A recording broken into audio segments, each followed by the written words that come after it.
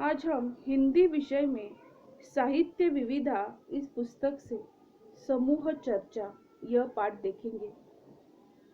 सबसे पहले मैं इसका परिचय व प्रस्तुतिकरण पढ़ती हूँ। समूह चर्चा से विद्यार्थियों में प्रभावी ढंग से सीखने की प्रक्रिया को बढ़ावा मिलता है। एक निश्चित उद्देश्य और विषय को लेकर यह आयोजित की जाती है। समूह चर्चा एक व्यवस्थित एवं सक्रिय शिक्षण विधा है जो विद्यार्थियों के छोटे समूहों को मिलाकर एक आम लक्ष्य की प्राप्ति के लिए काम करने के लिए प्रोत्साहित करती है। यह सीखने का एक सशक्त और सक्रिय तरीका है। समूह में कार्य करना विद्यार्थियों को सोचने, संवाद कायम करने, समझने और विचारों का आदान प्रदान करने और निर्णय लेने के लिए प्रेरित करने का प्रभावी तरीका है। इस माध्यम से वे दूसरों को सिखा भी सकते हैं और उनसे सीख भी सकते हैं। इससे विद्यार्थियों के भीतर आत्मविश्वास बढ़ता है। समूह चर्चा के लिए पर्याप्त समय का प्रावधान करना होता है। समूह चर्चा में भाग लेकर वे एक दूसरे को सुनने, अपने विचारों को समझने और आपसी सहयोग से काम करने जैसे कौशल सीखते हैं। समूह चर्चा के लिए निम्नलिखित बातों का विशेष ध्यान रखना होता है। सामूहिक चर्चा के लक्ष्य और अपेक्षित परिणाम, सामूहिक चर्चा के लिए आवंटित समय जिसमें कोई भी प्रतिक्रिया का सारांश कार्य शामिल है। समूह का वर्गीकरण, कितने समूह, प्रत्येक समूह में कितने छात्र, समूह के लिए मापदंड, समूह को कैसे संगठित करें, समूह के विभिन्न सदस्यों का भूमिका, आवश्यक समय, सामग्रियां एकत्रित करना। सफल समूह चर्चा के लिए पूर्व तैयारी करना आवश्यक होता है। समूह चर्चा में विद्यार्थियों के व्यक्तित्व का संपूर्ण विकास होता है। अपनी बात को प्रभावशाली तरीके से बिना झिझक कर वह लोगों तक पहुंचाया जाता है। प्रभावी समूह चर्चा के लिए आवश्यक अंग निम्नलिखित हैं। उसका प्रस्तुतिकरण आज हम देखेंगे। विद्यार्थी समूह में काम करके शेष कक्षा के लिए प्रस्तुतिकरण तैयार कर सकते हैं। यह तब सबसे बढ़िया काम करता है जब प्रत्येक समूह के पास विषय का अलग अलग पहलू होता है, ताकि उन्हें एक ही विषय को कई बार सुनने की बजाय एक दूसरे से सुनने के लिए प्रेरित किया जाता है। प्रस्तुतिकरण करने के लिए प्रत्येक समूह दिए गए समय का पालन करे और अच्छे प्रस्तुतिकरण के लिए मापदंड तैयार करें।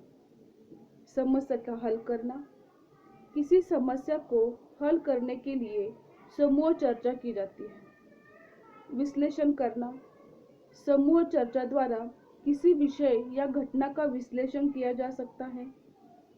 किसी शिल्पकृति या उत्पाद का सृजन करना।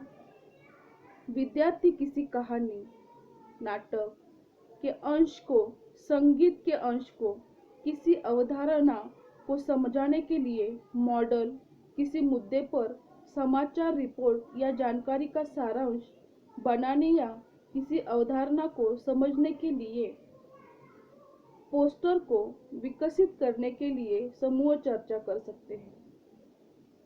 नए विषय के आरंभ में विचार मंथन या दिमागी नक्शा बनाने के लिए समूह को 5 मिनट का समय देकर विद्यार्थियों के मानसिक स्तर का आकलन किया जा सकता है। विभिन्न प्रकार के काम, समूह चर्चा के दौरान किसी भी काम के फायदे और नुकसान पर चर्चा करके उस काम को किया जा सकता है।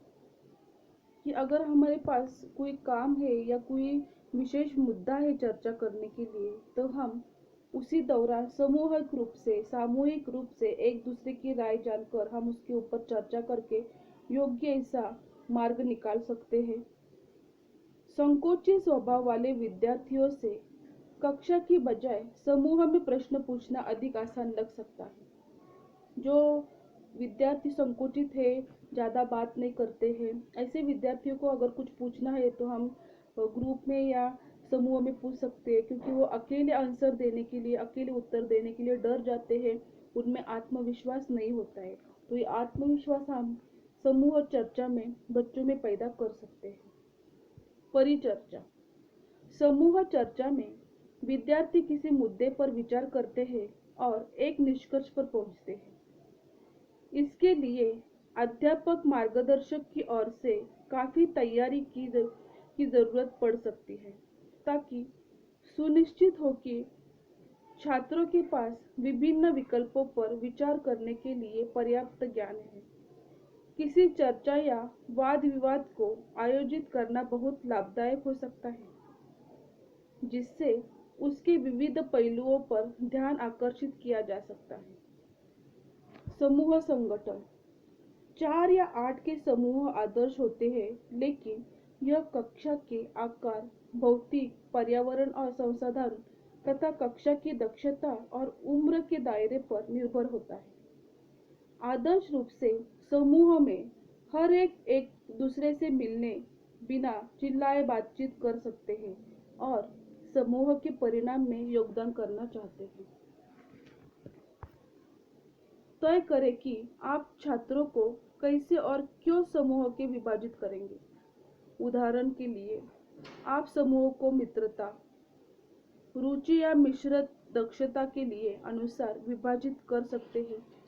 अलग अलग तरीकों का प्रयोग करें और समीक्षा करें कि प्रत्येक कक्षा में लिए कौन सा तरीका सर्वोत्तम ढंग से काम कर सकता है। इस बात की योजना बनाएं कि समूह के सदस्य को आप क्या भूमिकाएं देंगे। उदाहरण के लिए, नोट्स लेने वाला, प्रवक्ता, टाइम कीपर या उपकरण का संग्रह करता, और इसे कैसे स्पष्ट करेंगे। आगे दिए है समूह प्रबंधन। समूह प्रबंधन एक ऐसी बात दी है कि जहाँ पे समूह चर्चा के आरंभ से ही एक निश्चित नियम बनाया जाता है, जिससे उस चर्चा का सार्थक परिणाम निकल सके। आपको चर्चा करनी चाहिए कि समूह द्वारा अच्छा व्यवहार क्या होता है, और संभव हो तो नियमों की एक सूची बना सकते हैं, जिसे प्रदर्शित किया जा सकता है। उदाहरण के लिए, एक दूसरे के लिए सम्मान, सुनना, एक दूसरे की सहायता करना, एक विचार से अधिक को आजमाना आदि। उसके लाभ आगे दिए हैं। समूह चर्चा से व्यक्तित्व कौशल्य का विकास होता है। समूह चर्चा से पारंपरिक कौशल्य का विकास होता है। समूह चर्चा से नेतृत्व कौशल्य का भी विकास होता है। समूह चर्चा से विश्लेषणात्मक तथा तार्किक कौशल्य का विकास होता है। समूह चर्चा से भाषा कौशल्य का विकास होता है। समूह चर्चा से आत्म विकास का विकास होता है।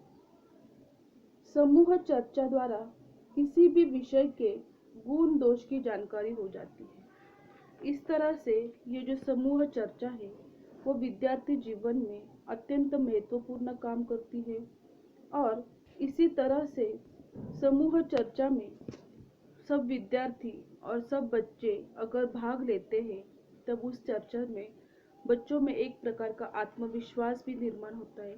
बहुत सारे बच्चे ज़्यादा किसी से बात करते नहीं है, उनके अंदर आत्मविश्वास नहीं होता है, वो डर जाते हैं। तो इसमें समूह चर्चा बहुत ही महत्वपूर्ण है, और उसके वैशिष्ट्य भी हमने पढ़े हैं कि वो क्यों वैशिष्ट्यपूर्ण और क्यों उपयोगी है।